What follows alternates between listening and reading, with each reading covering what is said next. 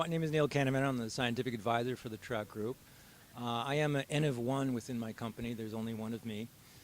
The rest of the people are financial analysts. And the reason I was brought in is because my boss saw the writing on the wall about 3 years ago that cancer immunotherapy was going to be a big thing, and we needed to understand it. So I'm a science journalist by training. I was on the road for about 20 years reporting on all science of drug discovery and technology with a specialty in oncology. So, and I knew Jonathan socially, and he brought me in. And the idea was that I could leverage my network of people that I know in the science field to educate our investors about immunotherapy.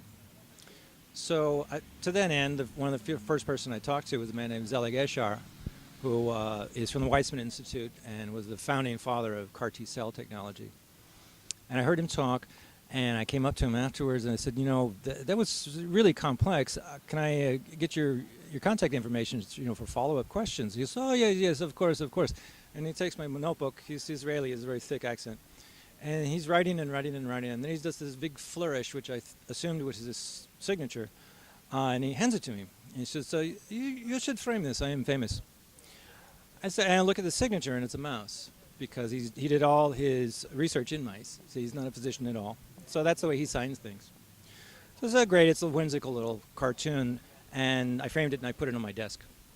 And then I bring this speaker in, Drew Pardol, who is head of immunotherapy at Johns Hopkins. And he sees the thing on my desk, and he goes, that guy's really famous. Can I do one? I'm like, sure.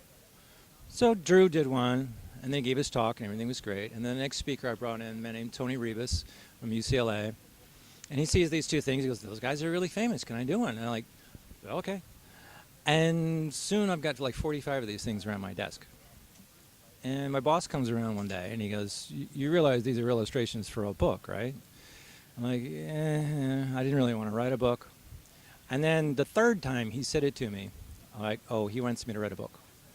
I started doing some interviewing, and it turns out very quickly that, yeah, there was a story here, and I found a way to tell it. And the idea just took off from there. So what we have now is a book. There are 25 chapters. Each chapter is a person, and each section is a technology. So, for instance, with anti-PD-L1, it starts with a discovery, which is Dr. Hanjo, the person who developed it at Harvard, which is Dr. Friedman, and the person who used it, which is Dr. Topalian, who's at Hopkins. And each section is set up that way. And hopefully I've written a book that's accessible to almost anyone. My journalism writing, I think if you have just a basic science knowledge, you would enjoy it. And I particularly like to write about people. And I think I've written a very personal book about some very special people, about something that is changing the clinical practice of oncology. We're going live with pre-order sales at the AACR meeting September 9th in Mainz, Germany.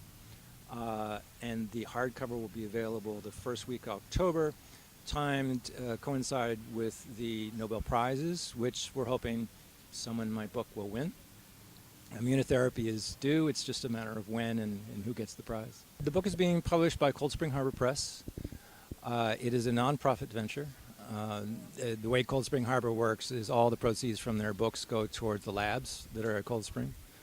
My author royalties for the first year will be donated to Cancer Research Institute for their granting system there. There's two parts of the book. Obviously, cancer immunotherapy, I believe very strongly, and everyone in the book believes very strongly. People say practice changing, paradigm shifting, all this stuff. This is probably as big as the advent of antibiotics.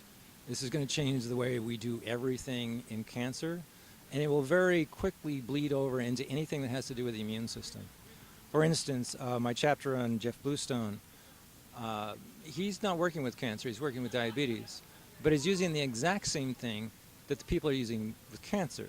The trick is, if you take a mechanism and you turn it on, you can cure a tumor. If you turn it off, you can cure autoimmune disease. It's all the same stuff.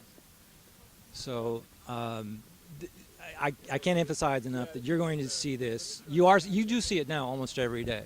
You just may not know what it is. There are literally ads on the sides of buses in New York City advertising, and it's only going to get bigger.